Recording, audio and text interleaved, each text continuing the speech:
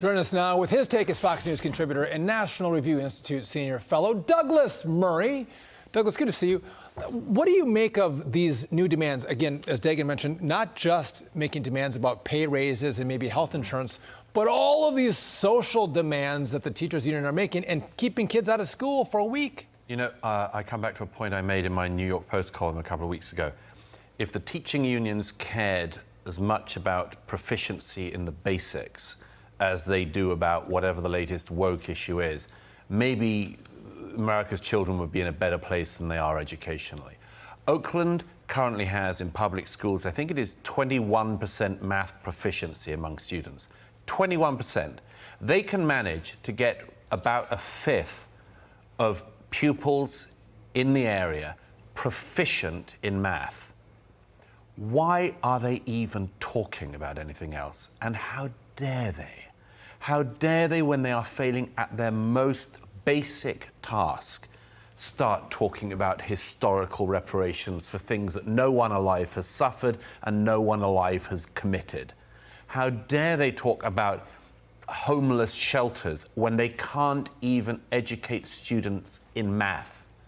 That's what I can't understand. They want reparations for black students when it's actually the very teachers' unions that have done the greatest racial injustice. Are currently doing the greatest racial injustice. By not teaching them. No, I mean, the proficiency level for black students in Oakland and in California as a whole are even worse than the average. If these teachers and the unions cared at all about racial issues in America or improving the lot of young black Americans, they would not be talking these fantasies about reparations, which are never going to happen. They're never going to happen. I mean, let's just have that out there.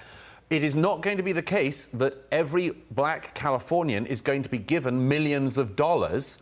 And by the way, there's no reason why, I don't know, an Asian family in California should have to hike up their taxes and pay them in order to pay for that. That's not going to happen. But the one thing that could do a massive amount in this generation to improve the lot of young black Americans would be being well educated. And that's the one thing the unions are meant to do, the one thing the teachers are meant to do, and the one thing that they are completely failing at doing. Maybe that Asian family is going to ask for reparations too, based on California's history. But I want to get your point on this too. Why not all get in on it? Just real quick, the NAACP in Oakland is telling the teachers there, get back to work. So good for them. Good for them. All right. You recently spoke on a podcast in which you commented on the culture of victimhood in America and the impact it's having on our standing on the world stage. What did you mean, and does this have its root in Marxism? Well, I was talking with H.R. McMaster and Neil Ferguson and others. We were talking about the sort of the big picture of America these days. And I said to McMaster, you know, in all of our lifetimes, everybody's lifetime, we have had a shift in the main ethic in America and the rest of the West. And it's a shift from the culture of heroism, where we were brought up to admire heroes, whether they were firemen or soldiers or generals or teachers, whoever it was. Somebody who did something heroic with their life we looked up to. And in all of our lifetimes, that has just changed completely. And now, what is the thing that everyone aspires to be but a victim? So that even the story you were talking about before, about mental health in New York and much more, if you want to get sympathy in modern America, just be a victim. If you want to get admiration in modern America, be a victim. People, even by being related to a victim, they can get elevated as well. It used to be that being in the proximity of somebody who was heroic was something you wanted to be. Now you want to be. Markle is a victim, even. I mean, Taylor Swift made an entire career out of it. Everybody wants a piece of the victimhood pie, and I just think it's a totally undesirable way of life. Permission to add one more thing.